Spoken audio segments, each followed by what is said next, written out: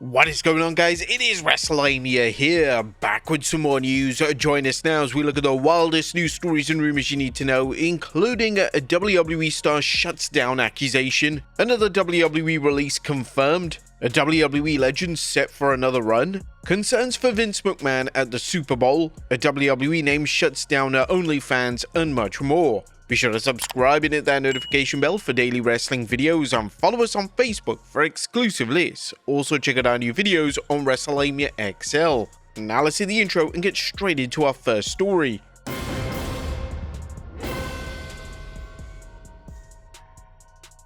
Our first story looks at a WWE star shutting down accusations. Now, our top story looks at a recent post on X from Karrion Kross, as Kross has formally addressed allegations that he was the one who injured Bo Dallas, aka Uncle Howdy. Fans were of the belief that Kross was the one who injured Dallas, and a fan on X would even post the exact spot in which Dallas was, well, supposedly injured. However, Karrion Kross took to X and shut this down immediately, and he confirmed that this was not the spot in which Dallas was hurt. This is completely untrue. We'll miss him at work, but the reaching and promoting of BS, please be better than this. Thankfully, the fan would then delete the clip on X, and hopefully this stops any accusations that Kross is responsible for Dallas's current injury. It goes without saying that accusing wrestlers of injuring talent without concrete proof is reckless and really shouldn't be done. Wrestlers getting a false reputation for being unsafe in the ring is just completely unfair, and it's only appropriate that talent defend themselves from this false narrative.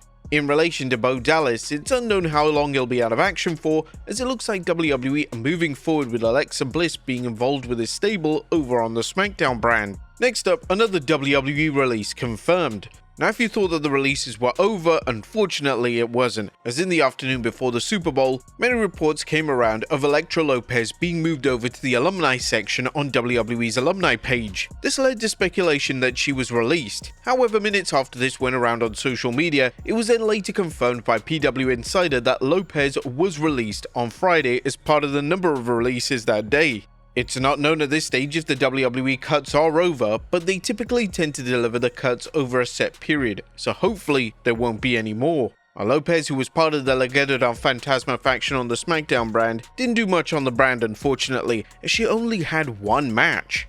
Whether there were any concrete plans for her is unknown at this stage. Next up, The Undertaker retires an iconic character. Since his retirement, The Undertaker has been reserved in bringing back his supernatural deadman persona. The majority of his appearances are as the American Badass, and this allows the WWE Hall of Famer to break away from the confines of the spooky character. Additionally, with The Undertaker having an incredibly successful podcast titled 6 Feet Under, and this podcast literally featuring completely out of character, it would make little sense for him to go between the two characters. On the latest edition of his podcast, The Undertaker stated that although everybody's got a price, he will be retiring the Deadman persona moving forward. Everybody's got a price. The number would have to be really big, and it would have to make sense somehow. So I've really pushed to kind of be more Mark Calloway now, because I want to honor that character and the work that I did and all the kayfabing that I did for that character.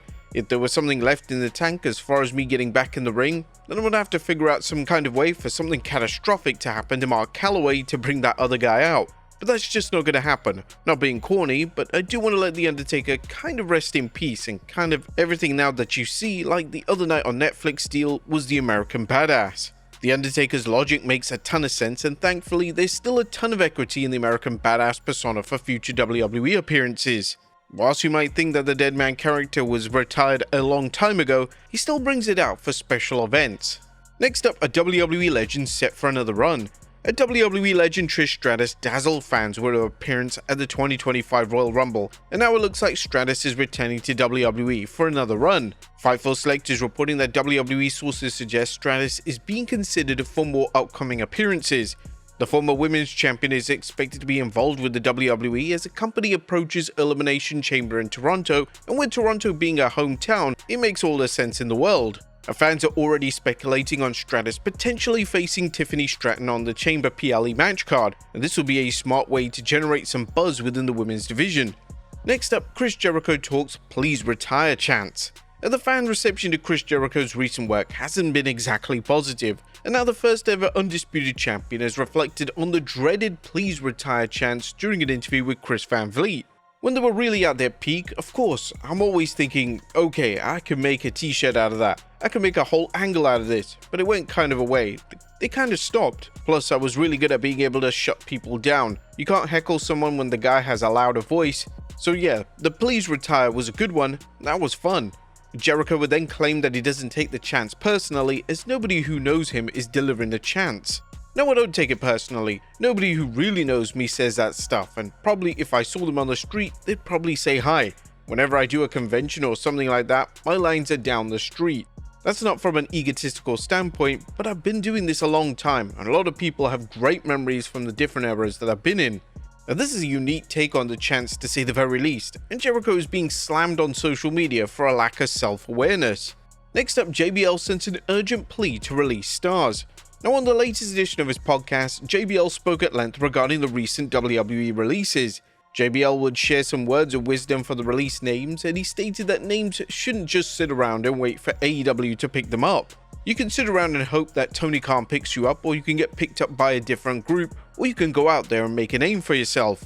I've never seen an opportunity better in wrestling since I've been in it for 30 plus years. I've been a fan my entire life, 58 years. And I've never seen an opportunity better for guys going out and making a name for themselves. But JBL would then emphasize that wrestlers don't need AEW or WWE to do something big within the pro wrestling world. That's what I feel like the Good Brothers are doing. That's what I hope all these guys do. You know, there's two different mindsets. I hope these guys go out there and make a hell of a name for themselves, because I believe there's no time in wrestling history where it's easier to go out and do something big outside of the big one, which is WWE. Now, JBL is 100% correct here. AEW can't sign every single release name, and some of the names released are going to be forced to reinvent themselves on the independent circuit. Next up, concerns for Vince McMahon at the Superbowl. Now, it's always been trending news whenever former WWE chairman Vince McMahon makes a public appearance. Since the allegations directed towards McMahon surfaced, McMahon making any type of public appearance is extremely rare, but he decided to make an exception for the annual Super Bowl last night. McMahon was in attendance with The Undertaker and Shane McMahon. McMahon and The Undertaker have kept a close personal friendship since McMahon's WWE exit, and naturally it seems like there's no issues between the father and son duo Vince and Shane.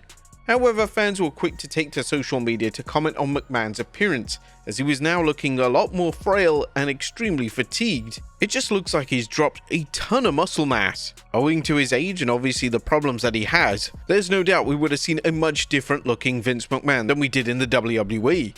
Next up, Shayna Baszler fires back. Now, in light of common criticism from fans that Shayna Baszler and her faction failed to get a reaction on TV, Baszler decided to take to X this past weekend to seemingly put one fan in his place, trying to successfully tell pros how to find success when homie isn't even successful at Twitter. Baszler is clearly taking the comments from fans personally and has firmly decided that the best course of action is just to clap back at fans. Next up, Tiffany Stratton to debut a new attire.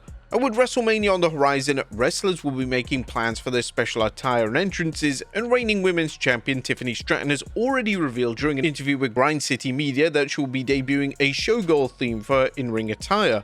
Having WrestleMania in Vegas, I think it would only be fitting if I did a showgirl theme. I feel like that could be really cool, feathers and stuff like that. I'm trying to find a good theme and consistency throughout all my years, so I'll try to go with the girly girl, pink, blues, yellows, like bright colors.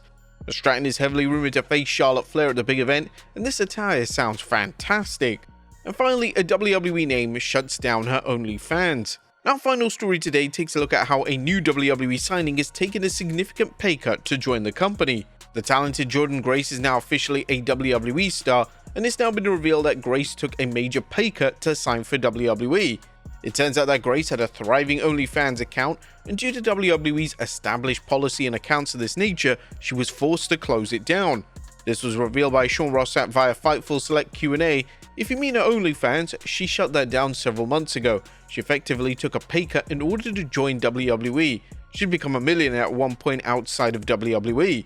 Grace is clearly hoping that she reaches the upper echelon of WWE, and she'll be hoping that she won't have to rely on other avenues to support her income. But there you have it, folks, the wildest news stories and rumors you need to know. Be sure to leave your comments down below, and I'll see you next time with some more wrestling content.